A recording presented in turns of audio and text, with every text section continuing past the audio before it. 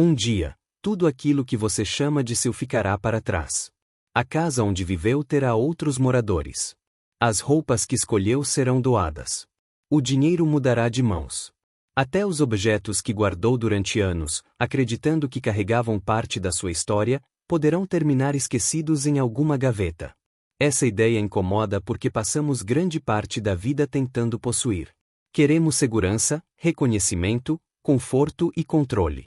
Trabalhamos, acumulamos e protegemos aquilo que conquistamos. O problema não está em ter bens. Está em permitir que os bens definam quem somos. Você pode passar décadas construindo um patrimônio e chegar ao final da existência sem ter construído paz dentro de si. Pode deixar uma grande herança para os filhos, mas também deixar feridas que nenhum dinheiro será capaz de curar.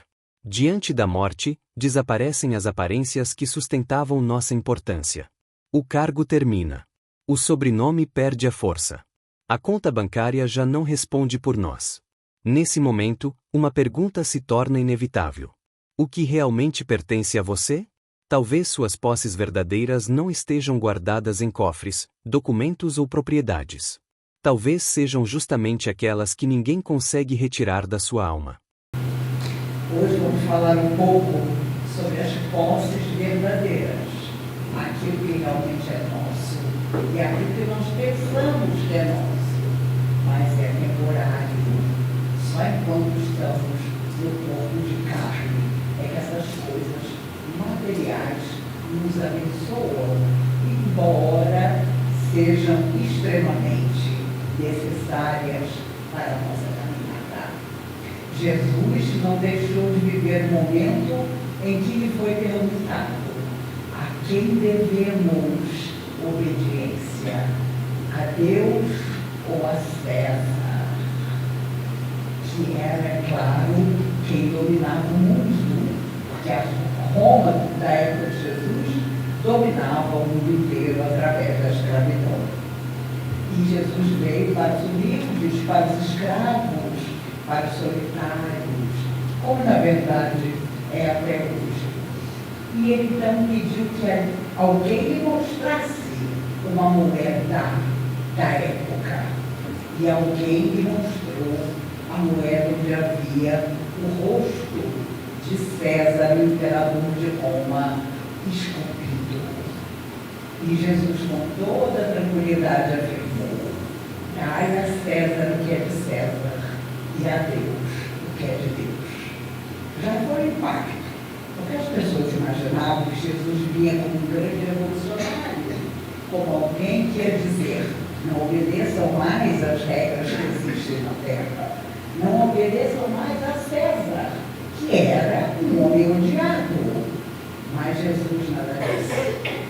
Ele sabia que por muito tempo seria necessário que houvesse obediência às regras do mundo para que as pessoas pudessem mudar as regras do mundo para o bem.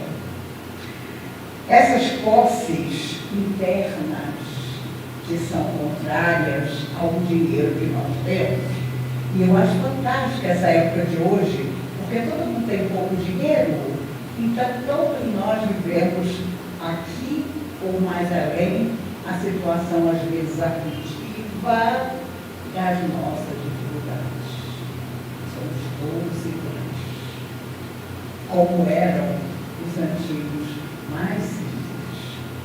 O importante é pensar que existe algo que ninguém pode tirar de nós, as nossas conquistas interiores. A nossa tranquilidade, a nossa fraternidade, a nossa bondade, a nossa esperança, a nossa gentileza. E eu, nas palestras que já fiz desde o início da semana passada, comentei que fiquei encantada com o carioca. Eu sou carioca do Meyer, na rua Dias da Cruz. E, como dizia o ator Paulo Gustavo, que é do Meyer, não vou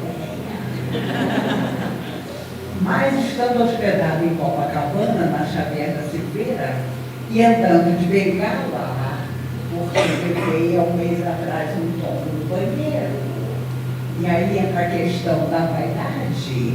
O meu banheiro é todo adaptado. Mas de madrugada eu pensei, eu sou tão poderosa, eu não preciso me segurar em nada. E caí. Caí como uma folha de árvore, foi a minha sorte. Quem tem diabetes sabe que às vezes você tem neuropatia nas pernas. Você simplesmente esquece que as suas pernas existem. E eu não as senti. E caí tranquila. Aí passei a madrugada toda tentando chegar no meu quarto, me arrastando. E aí liguei para a emergência e a pessoa perguntou, a senhora se machucou? Eu falei, não. Então nós vamos mandar alguém para levantar a senhora do chão. Aparece a minha irmã caçula, Patrícia. Eu falei, Patrícia, que bom que você veio e que você tem a minha chave de casa. Porque tem aí um enfermeiro que vão mandar para me tirar do chão. E ela saltou na risada e disse, o enfermeiro sou eu. Aí você já cai na realidade. Quem disse que ela conseguia me levantar? E eu também não conseguia me levantar.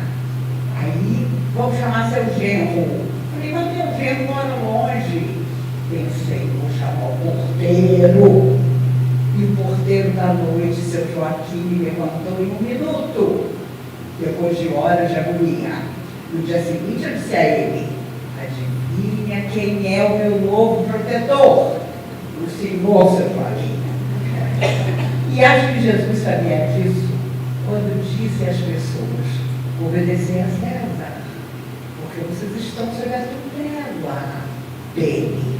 Imagine se nós, espíritos, por exemplo, resolvêssemos criar um pandemônio. Olha, ninguém mais vai obedecer regra nenhuma no mundo.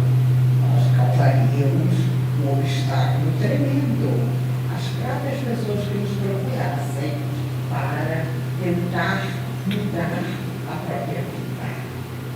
As pessoas hoje têm muita, assim, tem gente que tem mania de causar inveja.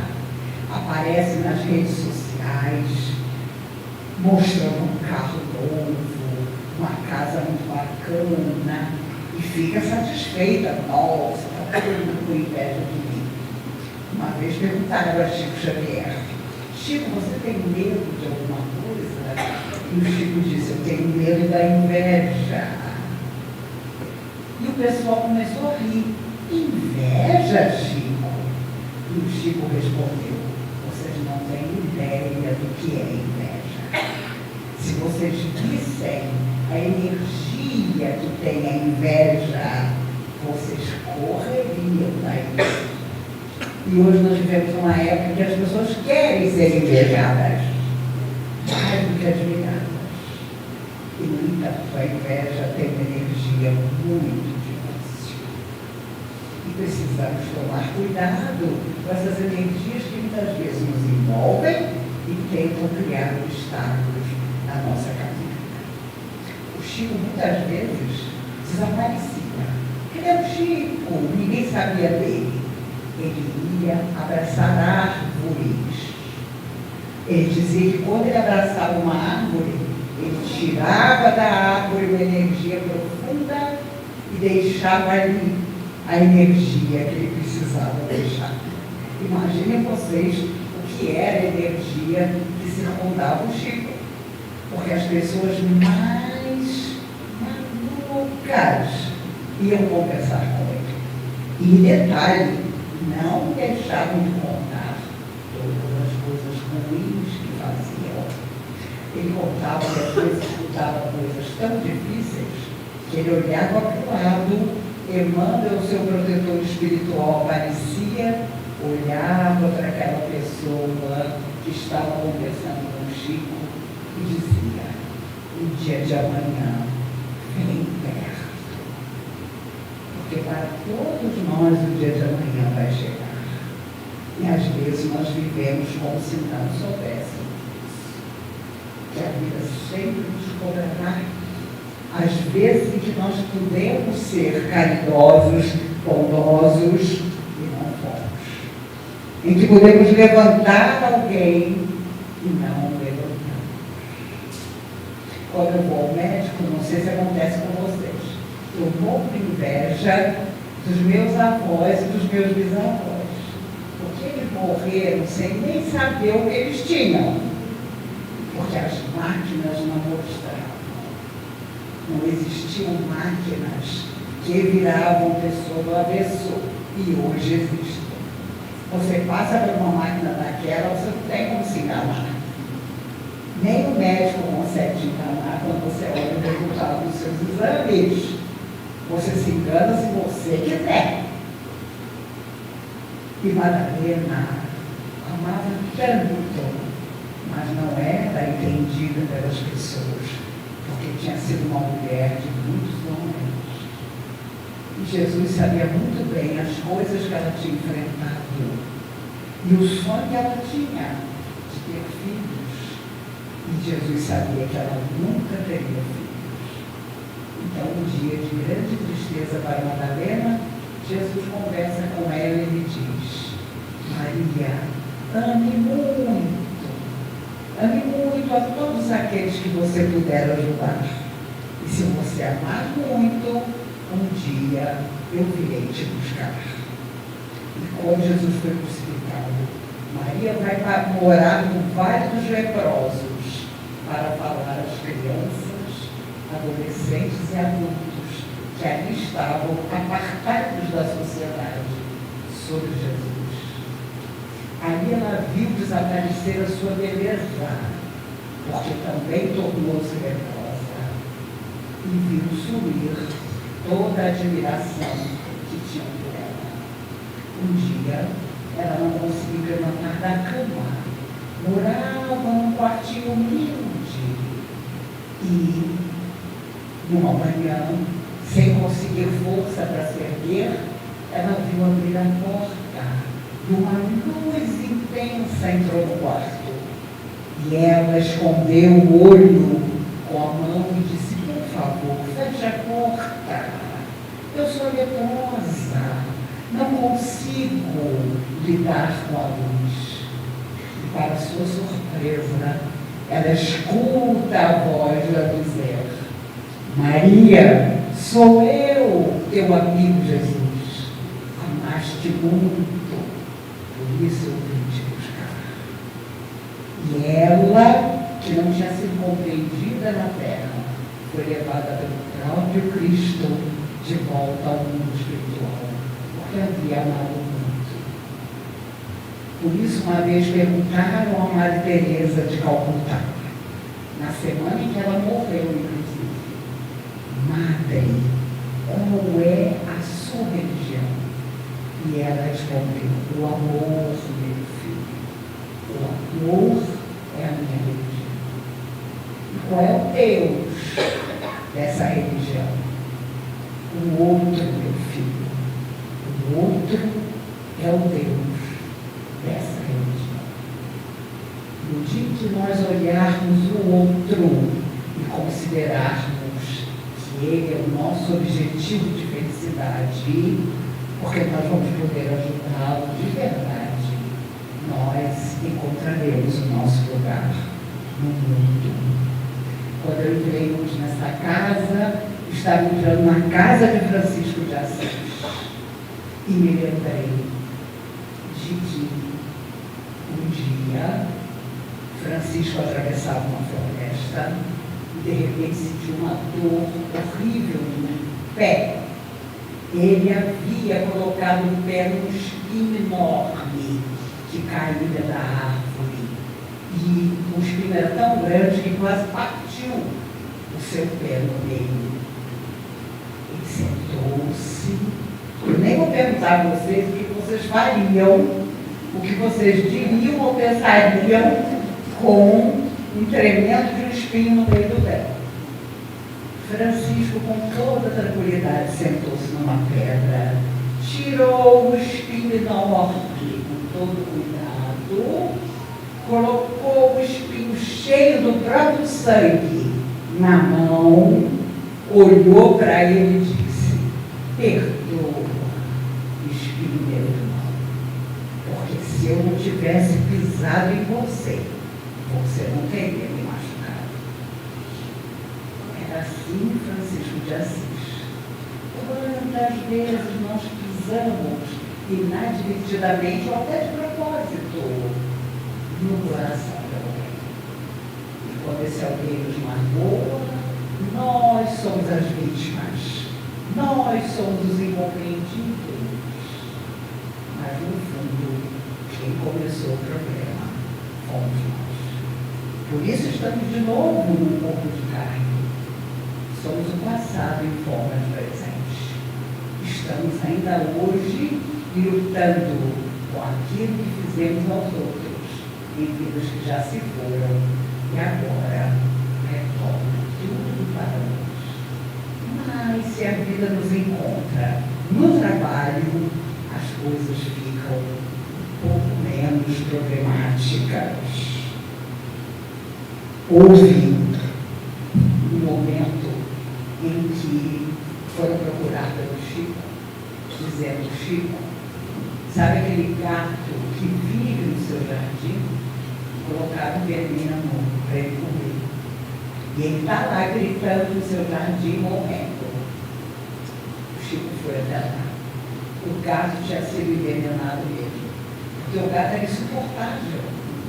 Ele corria atrás dos cachorros, sem medo nenhum. Porque ele comia de passarinho desavisado, ocultado de mim. Então alguém deu veneno para o gato. O Chico chegou até o gato desesperado, olhou para o gato e disse: vamos conversar.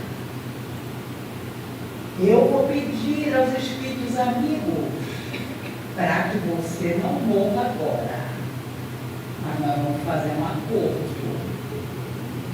Você não vai mais ser o terror da rua. Você não vai mais correr atrás dos cachorros, atrás dos passarinhos, embora essa seja a sua natureza. Você promete? O gato gritava, desesperado. Chico não teve dúvida, virou o gato de cabeça para baixo, passou a mão na barriga do gato. O gato colocou para fora todo o veneno que havia comido e viveu mais de 17 anos. Tornou-se a sombra do Chico. Nunca mais criou qualquer dificuldade, porque até o gato percebeu que o acordo precisava ser cumprido. Quando nós saímos do mundo espiritual, nós encontramos um pai e uma mãe que nos recebe.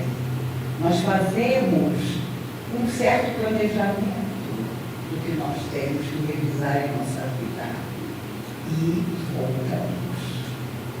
E está cada vez mais difícil voltar, porque os homens da terra não querem mais ter filhos. Uma vez perguntaram ao Chico: Chico, quantos filhos você acha que a pessoa deve ter? E o Chico: olha, eu não formei uma família, então não sou a pessoa mais indicada para falar. Mas eu acho que se Deus nos deu 2 braços, é para segurar um menino aqui, o outro menino aqui. 2. E ele amparava pessoas que tinham 15, 17 filhos. E que todo sábado estavam lá na fila para receber a sua cesta básica. Uma vez um homem disse para o Chico: Chico, sabe aquela mulher ali no meio da fila? Ela tem casa, ela tem aluguel de loja, ela não precisa dessa cesta básica. E o Chico, com a maior tranquilidade, disse a esse moço: é verdade, meu filho, ela está treinando para a próxima encarnação.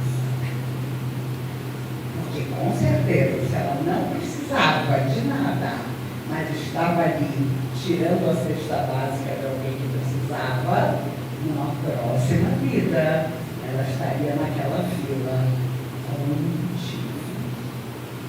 E nós que nos enamoramos da doutrina espírita sabemos que nós viemos à Terra com um grande motivo, que é lutar a nós mesmos. E o corpo físico é apenas um instrumento temporário. E há tanta tão apegada, querendo viver 200 anos. E a medicina diz que a próxima geração viverá, com certeza, mais de 100 anos. Mas é preciso que perguntemos, viver tanto para quê? Se não houver o real equilíbrio, o real caminho pelo nosso semente, de nada adiantará. Já há a perspectiva da cura do Parkinson, do Alzheimer. Dizem que já existe a cura do diabetes, mas os laboratórios impedem que apareça publicamente a cura, porque é muito remédio que eles vão deixar de vender. Mas ai de quem consegue criar obstáculos a isso. No dia de amanhã, aqui bem perto, pagará muito caro por toda a inteligência, por toda a sabedoria, por tudo aquilo que ligou ao semelhante. Aquilo que nós negamos à vida não nos supera. E aquilo que generosamente nós doamos à vida, então, ela retorna para nós da melhor maneira possível. De vez em quando eu entro no YouTube, eu nunca tive celular nem computador. Eu sou o tipo da pessoa que hoje não pode chamar um táxi, porque vai ficar no meio da rua. Mas ainda existe o braço para você chamar um amarelinho. E eles param na mesma hora. E quando você vai a uma loja e diz, quando a pessoa pergunta, celular, eu digo, nunca tive. A pessoa já olha e meu Deus, coitada dessa mulher, a família deve ter tirado o celular dela. Eu digo, não, minha filha, sou muito feliz sem o celular. E computador? Computador a senhora tem, eu também não tenho nada. Eu tenho um amigo que vai à minha casa, abre o computador, e eu faço palestra do Japão, do Canadá, para a Groenlândia, para qualquer lugar. Depois ele fecha o computador e leva para casa dele. Não existe vida melhor do que essa. Porque eu comecei a falar com 16 anos, quando você fazia palestra e não queria saber se a pessoa gostava ou não. Você dava a sua mensagem e pronto. Hoje em dia, meu Deus, é uma fogueira de vaidades. Que se Deus quiser, nós vamos conseguir superar. Eu estou no lobby do hotel, eu fico sempre uma hora antes esperando a pessoa que vai me buscar para a palestra. O rosto das pessoas com o celular é uma coisa absurda. A pessoa tem uma cara de quem saiu do corpo. Ela não está ali. Na viagem de vinda para cá, se o avião tivesse caído, eu seria a única pessoa que ia dizer assim, meu filho, você morreu, sai do corpo. Porque todo mundo não tinha um ser, talvez o piloto e o copiloto, que não tivesse cruzado o celular. E eu estava lendo, as pessoas já olham para você assim, como se tivesse uma doença contagiosa. Meu Deus, essa mulher lê. E, juro, teria sido um desencarne coletivo interessante. Porque ninguém ia dar conta de que tinha morrido num acidente de avião. Uma vez eu estava viajando e nem me lembro mais para onde, e aí o casal, depois eu fiquei sabendo, nós pegamos uma tormenta temporal mesmo. Enfim, depois de uns 20 minutos de susto, o avião se acomodou e chegamos. Mais tarde, alguém me contou que um casal, na hora do desespero, a moça começou a chorar, nós vamos morrer. E o homem, com a maior tranquilidade, disse, não, vamos não, porque eu vi que a Maísa está no avião. E eu sei que o doutor Bezerra de Menezes disse a ela que ela vai morrer muito velha. Então, se ela está no avião, não vai acontecer nada. E mais tarde eu encontrei esse moço e deixei com ele a dúvida. E se só eu sobrevivesse? E ele falou, sabe que eu não tinha pensado nisso? Ainda bem que eu não pensei, porque a minha mulher ficou toda satisfeita e o avião conseguiu chegar. Meus amigos, todos os dias podemos mudar o nosso destino, para melhor ou para pior. A única coisa que ninguém nos tirará é aquilo que está dentro de nós, portas a Deus na nossa alma, que nós vamos, com certeza, colocar ali dentro. Eu contava, numa das palestras, que houve um grande ator chamado Montgomery Clift. Ele sofreu um acidente de carro. Naquela época não havia cirurgia plástica. Ele ficou todo retalhado, era um homem lindo, mas o vidro do carro retalhou seu rosto. Ele viu que a sua carreira no cinema estava acabada. E ele resolveu se esconder no hospital durante 2 anos. Durante 2 anos ele ficou internado, sem receber visita nenhuma, porque ele não queria ser visto daquela maneira. Mas um dia o enfermeiro disse, o senhor sabe, eu tenho pena de um rapaz que vem todo dia aqui perguntar pelo senhor. Será que o senhor não abriria uma exceção e receberia esse rapaz? Só para dar uma palavra. Ele vem perguntar pelo senhor todo dia. Num dia em que estava mais disposto, Montgomery Clift diz ao enfermeiro, quando o rapaz vier amanhã, deixe ele subir no quarto para eu conhecê-lo. No dia seguinte, o rapaz apareceu.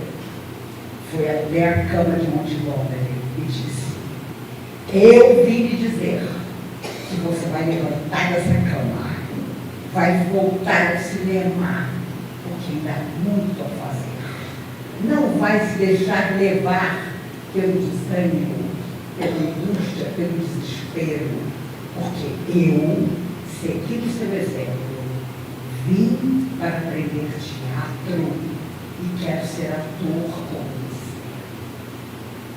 Montgomery Clift ficou impressionado com a força daquele rapaz e resolveu sair do hospital e começar de novo. Nem preciso dizer a vocês que o rapaz que visitava Montgomery era Marlon Brando, o maior ator do século XX. Mas, rapaz, ele visitava Montgomery todos os dias para levantar-lhe o ânimo. E Marlon Brando não foi um ator, foi um deus. Quando ele aparecia na tela, você esquecia de todos os outros atores. Em Poderoso Chefão, uma cena extraordinária. Ele está sentado com o Poderoso Chefão, tem um gato no seu colo, alguém vem pedir vingança para a filha que havia sido molestada, e ele, fazendo carinho na cabeça do gato, pergunta ao amigo, o que eu posso fazer por você, meu caro? E o homem propôs simplesmente a morte do seu inimigo e com toda a tranquilidade. Aquele chefe da máfia executa a vontade do amigo. Cena impressionante. Só Marlon Brando podia fazer nada. Mas ele não acreditava em si mesmo. E morreu, imenso de gordo, sozinho, num apartamento alugado em Nova York. Porque ele era um gênio do cinema, mas nunca acreditou nele mesmo. Ah, meus amigos, nós precisamos acreditar em nós. Algo não pode morrer na nossa alma. Algo que diga, siga em frente. Mais um passo, mais um dia, mais uma esperança, mais uma gentileza, mais uma caridade, mais um voluntariado. Que ensaiamos de nós para a vida. E quando a vida física deixar de existir, seremos confiantes para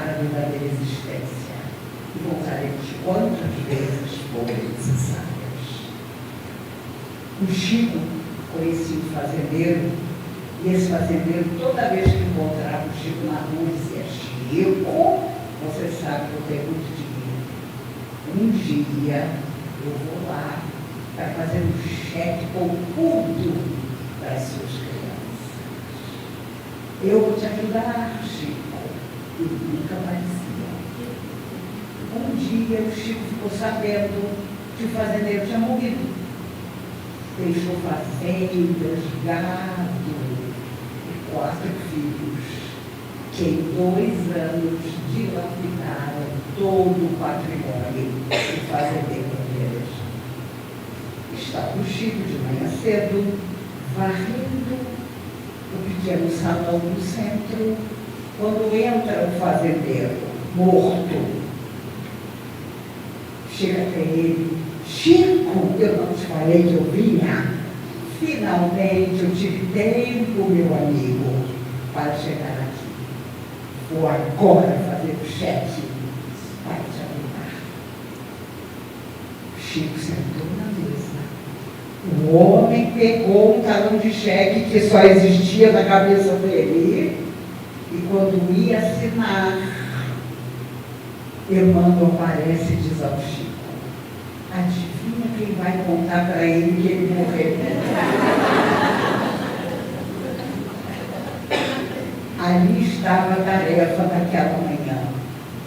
O Chico teve que explicar a fazendeira que nada era mais dele, que inclusive os filhos dele não tinham mais nada, porque não souberam guardar nem cuidar do que ele havia deixado. Triste e tarde, não permita que a morte venha, diz Alta de Souza, através de Juliana, e te ajude, triste e tarde. Na hora do nosso desencarne, vai ser um monte de arrependimento que nós vamos ter. Mas para que isso não precise ocorrer, vamos fazer todo o bem que é possível. Todo. Ai, hoje eu não vou cumprir missa. Ai, semana que vem eu também não vou. Ai, eu vou botar meu nome de voluntário lá no centro, mas nem vou aparecer. Não façamos isso. Promessa é dívida, diz antigo ritual. Promessa é dívida. Não vamos prometer aquilo que nós não podemos cumprir a ninguém. Nem amor, nem ternura, não prometamos. Senão vamos cumprir. O amor pode até acabar. Eu me lembro de uma vez que uma amiga, muito desesperada de sentimentos, foi à comunhão espírita de Brasília. E ouvi o Dr. Bezerra de Menezes dizer a ela: minha filha, existem 2 ilusões. Uma, só se ama uma vez, não é verdade? Se ama mais de uma vez. Outra, o amor nunca acaba. O amor acaba. No tempo que eu era garota, eu fiquei impressionada com aquilo. Com a sabedoria do Dr. Bezerra de Menezes ao dizer aquilo. O amor acaba. E não se ama só uma vez. É preciso amar muito para que nós nunca nos esqueçamos de que o outro conta com a nossa solidariedade. Se não pudermos amar, vamos entender o nosso próximo. Vamos fazer tudo que está ao nosso alcance para sermos cada vez melhores. Porque um dia, na verdadeira existência, teremos o merecimento que tivemos construído. A vida na Terra é estágio que passa tão depressa.